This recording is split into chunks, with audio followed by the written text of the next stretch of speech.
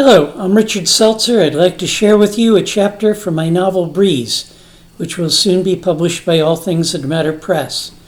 The book consists of 3 interconnected novellas.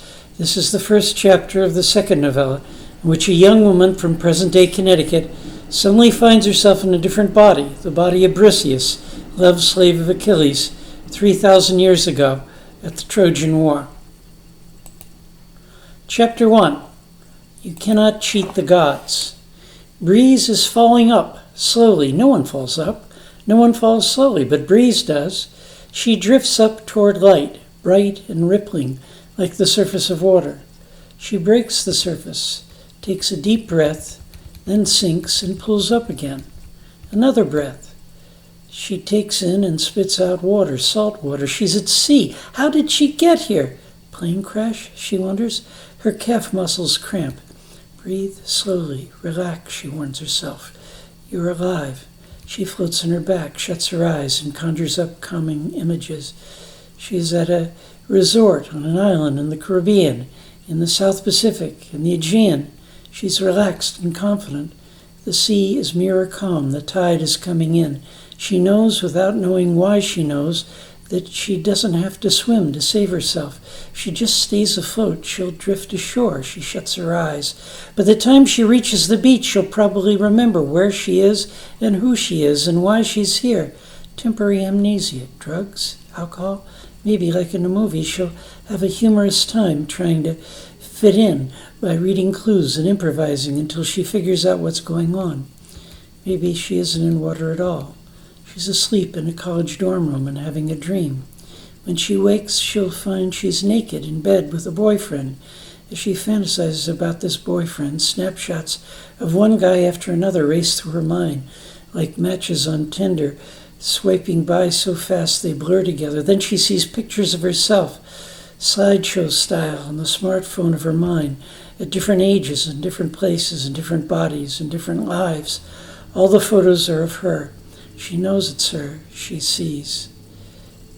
Now she sees a young girl, dressed in white, garlands of daisies streaming from her hair and ribbons fluttering in the wind. This is someone else, not her. Briseis views this scene from above, hovering in air, not water. Standing tall and proud, this girl in white strides down a long path defined by spears crossed above her. Thousands of spears forming a corridor hundreds of yards long. An army is lined up on either side of her. The sun reflects off the polished helmets and breastplates. The girl in white advances at a ceremonial pace. She looks confident. She knows what she has to do and how to do it properly. She smiles, pleased at the extent of the preparations, beaming in anticipation. The size of the assembled army and the girl's gold necklaces and bracelets suggests that this is a royal wedding, an historic event.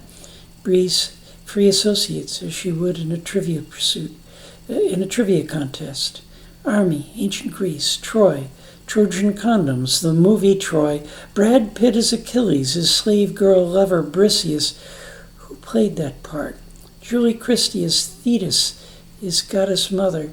Peter O'Toole as Priam, king of Troy. Brian Cox as Agamemnon, commander of the Greeks. Briseis makes the connection. The bride must be Iphigenia, daughter of Agamemnon. For reasons she never understood, Briseis knows the story of the Trojan War as if it were hardwired in her head. Reading the story for the first time as a child had been like refreshing her memory about events she had lived through. Here and now, wherever here and now is, whatever flavor of reality this might be, Iphigenia thinks she's about to be married and doesn't have a clue what's really going on. Briseis needs to warn her and save her, but can't make a sound. Iphigenia must think that she lucked out in the arranged marriage game. Her father has ordered her to marry Achilles, the greatest Greek. Preparing for war against Troy, the Greek army has come in 1,000 ships from dozens of small independent states, nominally under the leadership of Agamemnon. Through this marriage, Achilles will acknowledge Agamemnon as his superior, and Agamemnon will welcome Achilles as his closest ally, strengthening Agamemnon's authority. Just a few days before, Agamemnon's heralds abruptly fetched Iphigenia from home in Mycenae. Her mother was offended that there was no time for traditional preparations, but But the name Achilles silenced her objections. By renown, he was the finest match in all of Greece. As if this were a movie, the sound of that scene, the soldiers cheering, continues as the scene changes. Briseis reclines in a huge metal tub. Young girls dressed in white togas wash her hair and scrub her back and arms. She hears the name Iphigenia. She realizes that now she is Iphigenia. She is seeing through Iphigenia's eyes against a backdrop of Iphigenia's memories. Briseis knows what Iphigenia is thinking and also has her own knowledge of what's about to happen. But she has no way to communicate what she knows to the person whose body she is now sharing. She knows that Iphigenia arrived earlier that day, the day before the wedding, without her mother, without friends, without her personal slaves. Iphigenia wonders why she hasn't seen anyone she knows, not even her father. She's been isolated and closely guarded in a temple of Artemis. She saw Achilles only once before at Argos. That was 2 months ago, soon after he was recruited for war against Troy. Back then she was considered a little girl, too young to be married, and Achilles was the most important man in the world. Then, just a few weeks ago, she had her first period, making her a woman. Now, by royal decree, she's Achilles' bride-to-be. To Iphigenia, the name Achilles means heroism, glory, esteem, power. She's delighted that her father made this match for her. But to Briseis, the event to come evokes horror. There are two separate people in this one body, with very different ideas of what's going on and what they must do. Briseis grabs her new head with both hands to relieve the pain. She wishes she were at sea and drowning, anything but in this body, about to suffer the fate of Iphigenia. Briseis sees a moving light. Whatever is happening will soon be over. She will die or wake up, and if she dies, she may wake up in her real world, wherever that is. The light is a torch coming toward her. She's sitting on a pile of rugs on a stone floor. Aside from the torch, now hot, close to her face, the room is dark. Briseis guesses this is the temple on the night before the wedding. The man holding the torch is Achilles. Briseis realizes that Iphigenia doesn't believe what she sees. She thinks she must be dreaming. Achilles wouldn't enter her sleeping quarters before they were married. He wouldn't want to dishonor her father and incur his wrath. Besides, the guards wouldn't let him. This couldn't be happening. She stands and reaches up with both hands, touching his cheeks, his chin, his neck. He doesn't move, doesn't speak. His torso is in shadow. She feels the outlines of a jagged scar on his shoulder. She caresses his chest, muscular, hairless, and smooth. Curious and aroused, she reaches lower, then lower still. He's naked, he's hard and ready, bigger than what she imagined a man could be. She'd never have a dream like this. This isn't a dream. The bride-to-be falls back in shock. Achilles catches her. Have no fear, my little princess. I won't hurt you, and I won't let anyone else hurt you. You've heard the rumors. They're lies. You'll be mine. Yes, she mumbles uncertainly. What rumors? They say your marriage to me is a ploy to lure you here. They say that Calchas, the priest, asked for you, and might marry him instead of you. No, my sweet, they say that the gods are making the winds blow foul, preventing us from sailing to Troy. They say that Artemis demands a human sacrifice, and Calchas says the victim must be a virgin daughter of Agamemnon. That's hard. Father would never. Achilles shakes his head. She protests. Stop, you're frightening me. And then I'm a blundering fool. I came here to calm your fears and to take away all reason for them. How? Artemis wants a virgin sacrifice, so I'm going to make sure you aren't a virgin. She slaps, then hugs him. You trickster, you joker.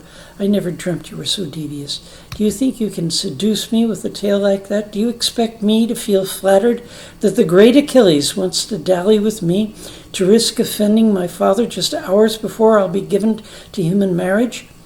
Achilles doesn't answer. She expected more flirtatious lies. The silence is unsettling. She blusters on, acting self-confident to feel self-confident. There's a hint of fear in your eyes. The great Achilles can fear. I could love you for that. All that divine strength with a dash of human vulnerability. She kneels and caresses his legendary heel, then slowly grabs it and pulls hard. He falls over backwards. She kisses his heel, his foot, his leg. She kisses his hardness, and she mounts him, as she heard in stories and saw in paintings. She thrusts down, regardless of the pain, until she opens, Then slowly and softly she continues as he hugs her and caresses her. Breeze zones out. This is too weird. Having sex while in someone else's body is beyond her limits. She wonders, he's hot. And for that time and place, he's a rock star. He doesn't need a trick to get in a girl's pants. He knows that, and she knows that he knows that. So she's flattered that he bothers to make an excuse, and that he takes risks to seduce her when he doesn't even know her, and when she will be his property after the wedding. Okay, she wants him, and doesn't have any qualms about letting him know that. In this time and place, there are no blushing brides, and if a bride isn't a virgin, that's no big deal. For a girl to have sex for the first time isn't to lose something of value. It's a step in becoming a woman. Breeze drifts to sleep in a maze of myth and wakes up again in Iphigenia's body and with Iphigenia's consciousness, alone now, with dried blood on her thighs. I actually did it. It wasn't a dream. Iphigenia never guessed that she had it in her to be such a person. She savors her memories of that night. Then she cleans up the evidence before slaves arrive to help her dress for the ceremony. And once again, Breeze is separate, a spectator hovering above the wedding procession. She sees Iphigenia up ahead, walking slowly, deliberately, on the open ground 100 feet in front of the altar where her father stands with Calchas the priest. Breeze hears the girl's thoughts. Where's Achilles? This is no time for joking. The entire Greek coast is assembled and watching. He can't be late. He wouldn't oversleep on our wedding day. If need be, the Hurls would wake him and drag him here. Father would make sure of that. Once Father decides on something, no one and nothing can stop him. Her head swings left, right, behind, unceremoniously. Still no Achilles. When she reaches the altar, she whispers anxiously to her father, "Where is he?" "Who?" "Achilles." "Drugged, asleep in his tent. But that's impossible. There's no need for him." She takes a deep breath. "Then the rumors are true?" Agamemnon's face is cold and calm. "I had hoped that you'd hear those rumors. That makes us easier." "Easier?" "The gods demand a virgin sacrifice." "But I'm not a virgin. Achilles made sure of that." "A minor technicality," he replies, grabbing her by the hair. She reaches up, struggling unsuccessfully to free herself.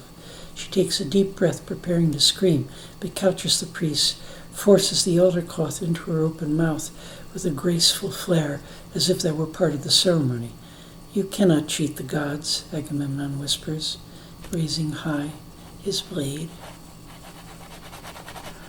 I hope you enjoyed this story. All Things That Matter Press will be publishing it soon. My name again is Richard Seltzer, as in Alka-Seltzer. My email is seltzer@seltzerbooks.com. All Things That Matter Press recently published 3 other novels of mine, Parallel Lives, Beyond the Fourth Door, and Nevermind. You can find those all at Amazon as paperbacks and ebooks. You'll be able to find Breeze there as well in a few weeks. They can be read in any order. They're independent stories with overlapping theme and style. Each presents a different view of reality, a different way of trying to make sense of the mysteries of life.